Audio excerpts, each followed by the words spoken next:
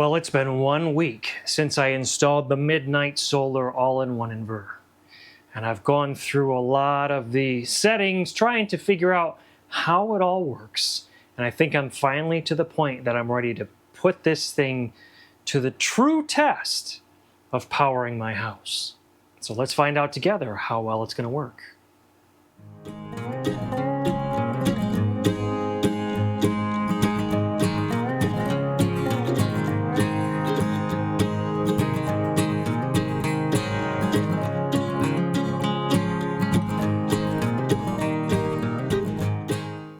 So right before we get started, I want to go through a few configuration items that I have found out that I need to put in place, or maybe some configuration options that you'd have to set before you actually power your house with this inverter.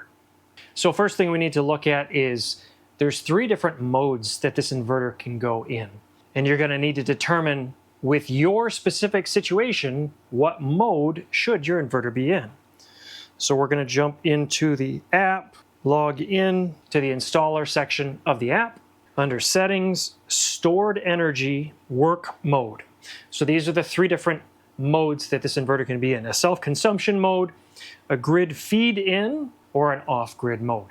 Now, my mind automatically goes to the off-grid mode because of all the other inverters that we've used, and I want to be able to only fall back to the grid if I need it. I don't want to prioritize any power from the grid. I don't want to sell back to the grid. I basically want it to be the backup power source. But I found out when I was playing around with this off-grid setting, it truly is off-grid. And it works kind of like the Victron system. So if you have power coming into your AC in breakers and you have it turned on, as soon as this is turned on, this becomes the priority power source for your system.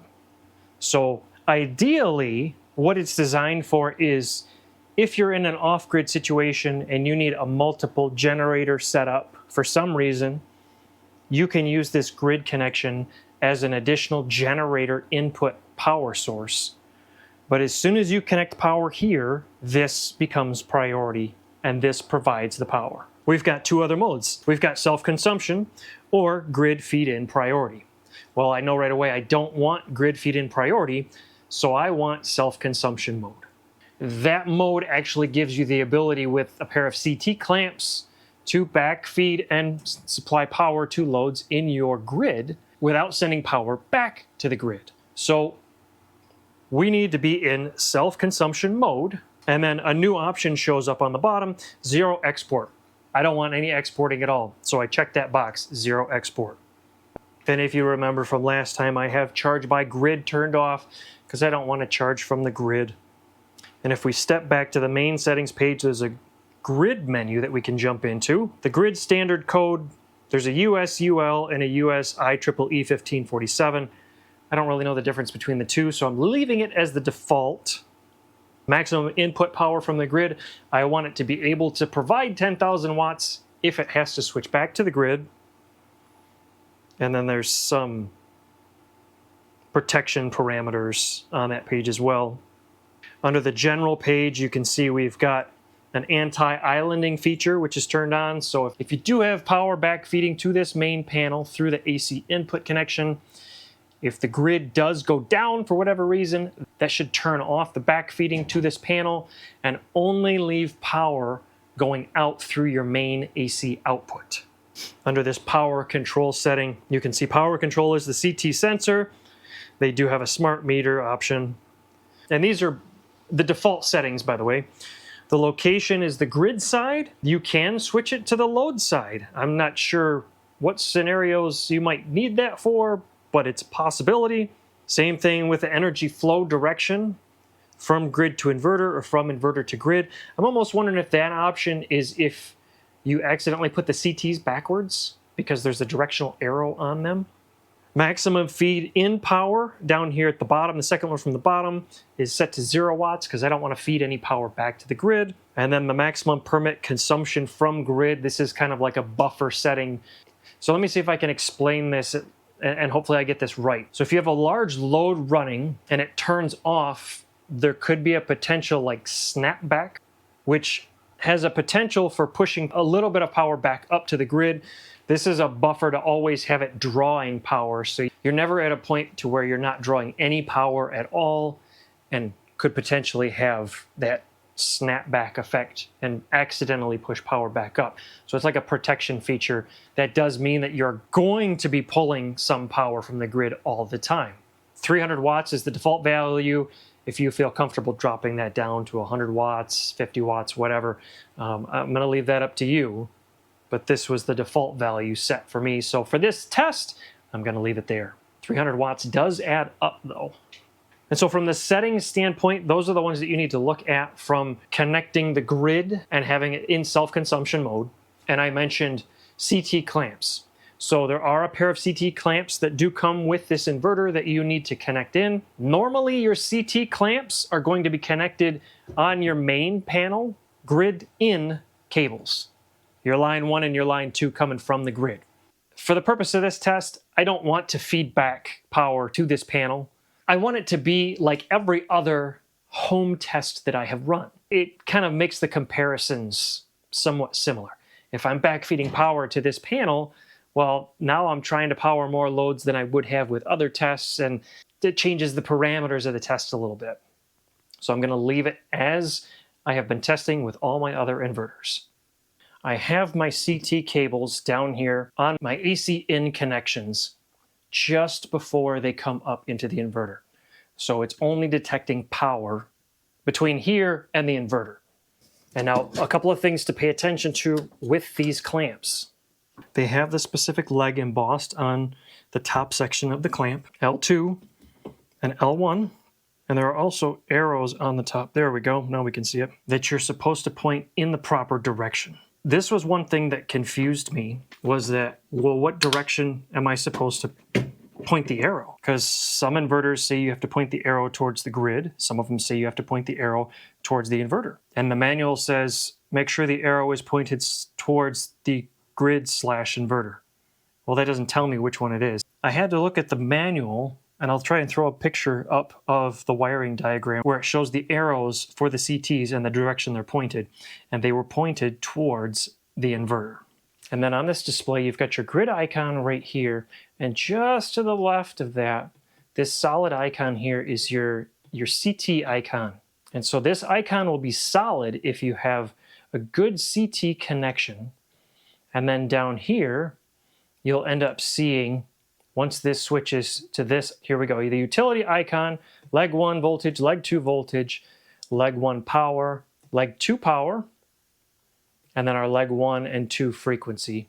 But this CT icon will flash if you don't have the CTs connected. And so down in the bottom of the compartment, this right cable was our battery communication cable that we plugged in the last video. This black cable is our CT cable. And so I mentioned that if you don't have the CT cable connection, that icon will flash. So if I come in here and I pull that cable, since we're in a self-consumption mode, we have now a warning showing up here on the top of the screen, and then we have our CT cables flashing right here. And then we also have an alarm light flashing red on the inverter itself. So if I plug this cable back in, the alarm clears here and the CT icon goes solid. So I think we have everything configured. We've got the CTs in place. We've got the mode set to self-consumption. We've got the parameters set properly for the self-consumption mode. We've got, as you can see, 99% stated charge on our batteries. Let's see what happens in 3, 2, 1, now. I hear my typical click from the UPS, just letting me know that there was a quick voltage change. And if we look at the inverter, 191 on one leg, 411 watts on the other leg. And I don't hear a peep coming from this inverter.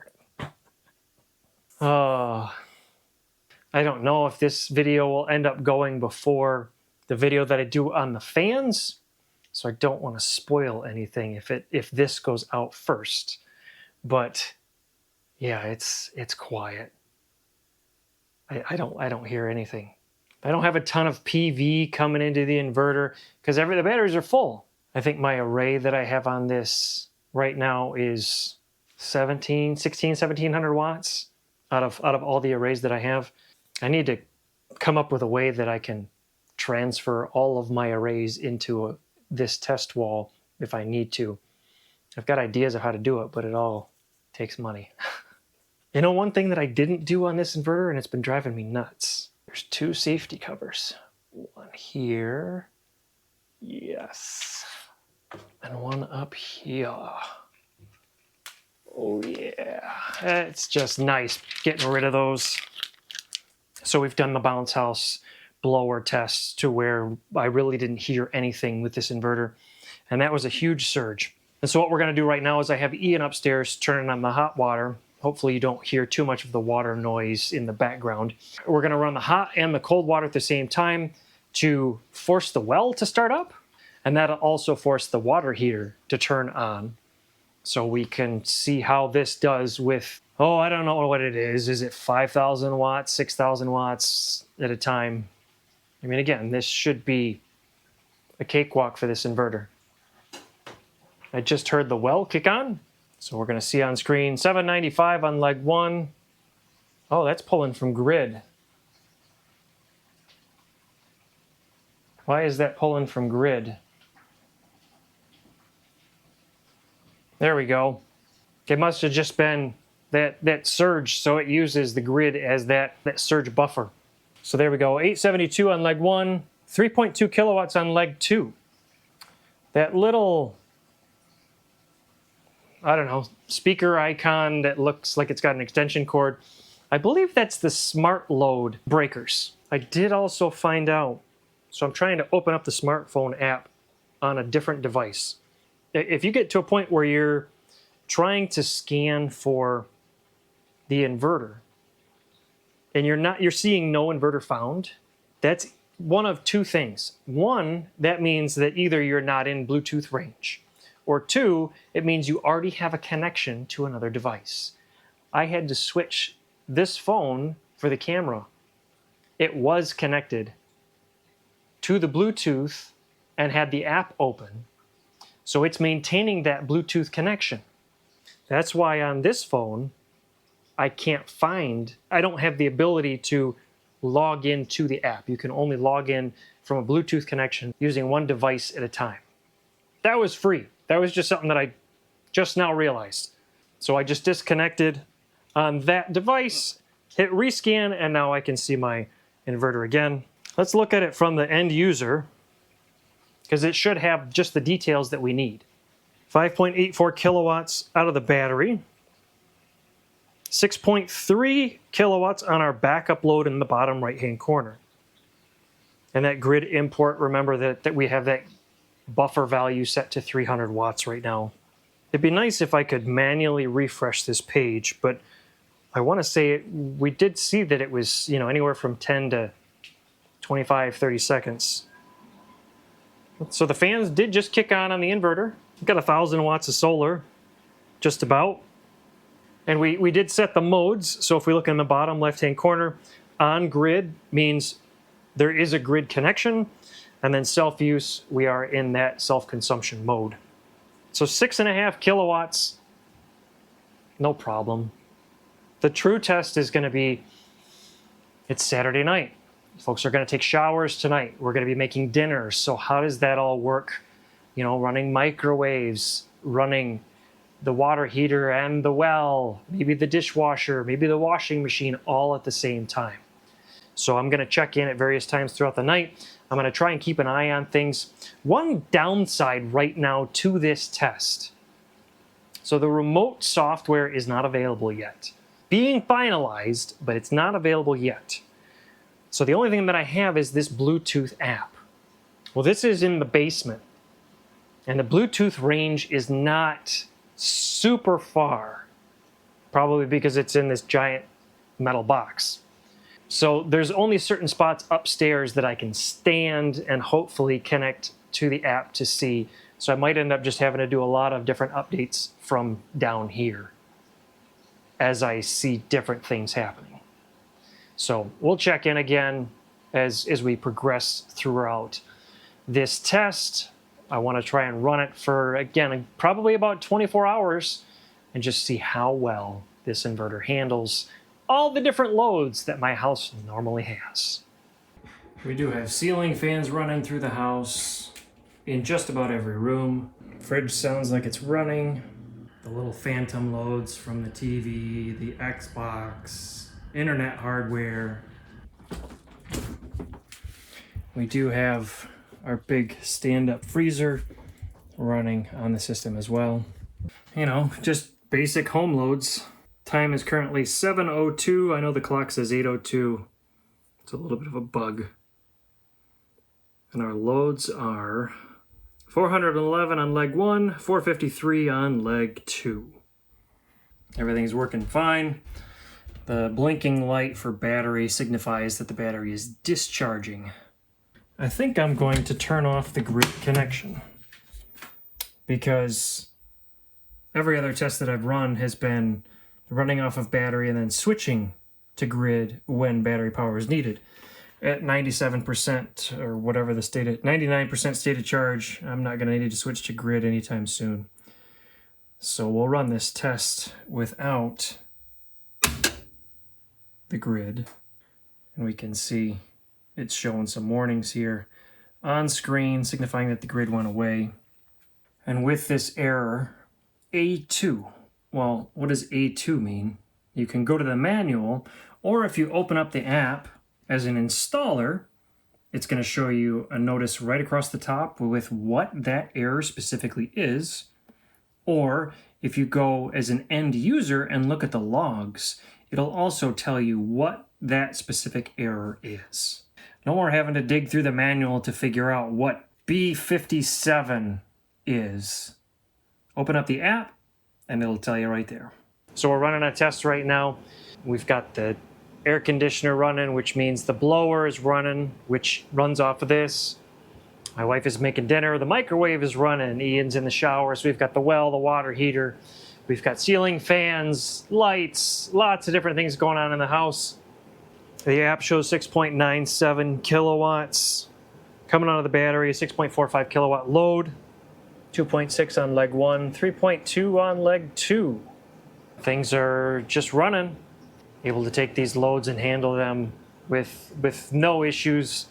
We're up to 8.2 kilowatts right now out of the battery. And actually, something that I completely forgot about, all my power is being funneled through the Lynx shunt. So I can actually switch over to the VRM and look at this DC power section and see the fluctuations in power.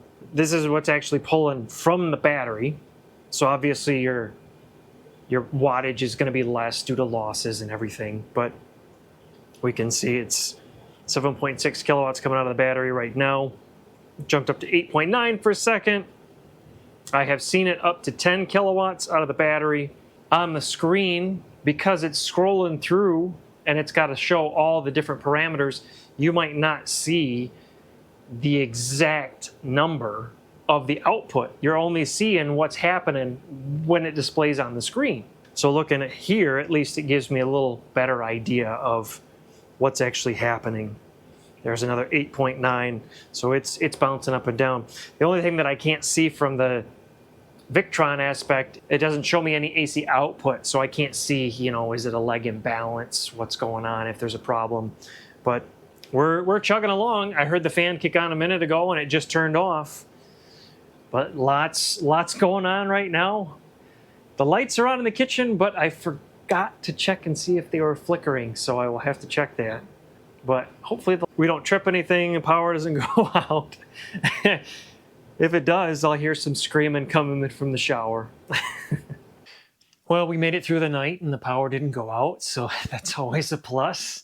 I even had a new single room air conditioner running in our bedroom, trying to keep the temperature down because it was hot and muggy last night, and that looked like it used anywhere from 800 to 1,000 watts when it was cycling on and off all night long.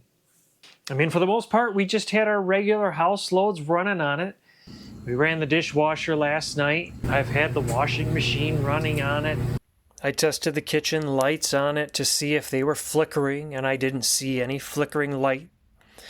I also went through and started to dim the lights to turn them off and let them fade back up just to see if there was going to be any flickering around the dimming times, and there wasn't any issues at all. And it just works. Now, in the spirit of full disclosure, I did have a couple of times where the inverter shut down on me.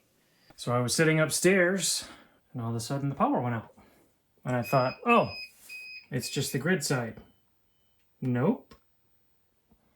It's the inverter side. So why did it go out? Where's the button?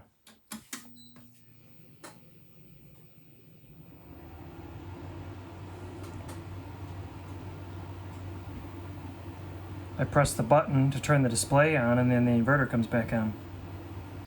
And after looking at the limited data that I have, because the app doesn't give you any leg details, only overall output details.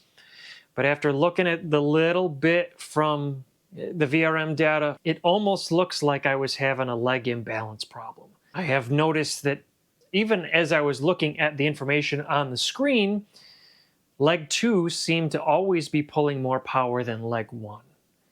And so I think during those couple of times that it did trip, because the grid was turned off, it ended up pulling more power on leg 2 for an extended period of time. Now, I was told that one leg should be able to borrow power from another leg if it's available. And so if you're pulling 6,000 watts on leg 1, it should be able to borrow that extra 1,000 watts from leg 2 if leg 2 is not utilizing that power. But I don't know how long it can run like that. It might be only for short bursts. I'm not sure. Again, with the limited information that I have, it does seem like it was a leg imbalance problem, which I'll have to go through and dig in and see what's different. You know, what extra load now that it's hot outside is running on leg 2 that wasn't running before? Because I've never had a leg imbalance problem before. So I'm chalking it up to, you know, all the extra ceiling fans running, or I don't know. I'll figure it out. I just have to do some reorganization. And actually, I might not even have known if I had an imbalance in the past, because I've always had the grid connected to the inverter so that it can use that connection if it needs to. This time, I changed things up. I shouldn't have, but I did. And I removed that grid connection. So if there was any problem, instead of it just falling over to the grid and then coming back to the battery, it just killed everything. So yeah, part of that was my fault, just from not keeping things consistent. I thought I was making things consistent, but I didn't think of all the parameters and the aspects, so I actually made things more inconsistent in my testing. I did find out that there should be an upcoming app update, which should give a faster sampling time, which is going to be great, because when you're sitting there trying to do some of these tests, looking at 20 seconds or even 10 seconds, you can miss a lot in that time frame.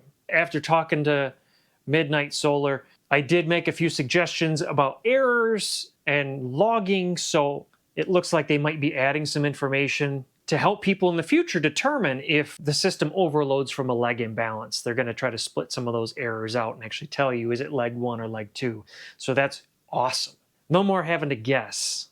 With this being a new product, I know there's going to always be more tweaks, and I'm hoping that they can add some more details in the app so that you can see more of what's happening real time, not just the generic picture, but more fine-grained stuff. And I know that they're working on that kind of stuff. They're working on like their battery integrations and all that kind of stuff, to where you're going to be able to see a lot of stuff from the batteries in the app. And I think I even remember seeing that they're going to have some ability to update firmware of the battery through the inverter itself, which is going to be sweet. No more having multiple devices to update firmware on. You just do it from one thing. So lots of new things, lots of exciting things that I'm looking forward to seeing. I am going to be doing some additional testing at some point on the legs and the imbalance. I want to see if I can force some of these imbalance issues and test them out in a more of a controlled environment and not just, well, whatever the house is running. I think my next video is going to be related to the fans on this inverter and the sound of the fan. You know, how loud does it get? So I'm going to be looking forward to see, when do those fans kick on? You know, what triggers them? Is it output power, or is it temperature based? A lot of these different inverters have fixed values that they kick off the fan on. You know, whether it's as soon as the inverter turns on, the fan has to run, or as soon as it hits 6,000 watts input or output, the fan has to run. Is that what this thing does?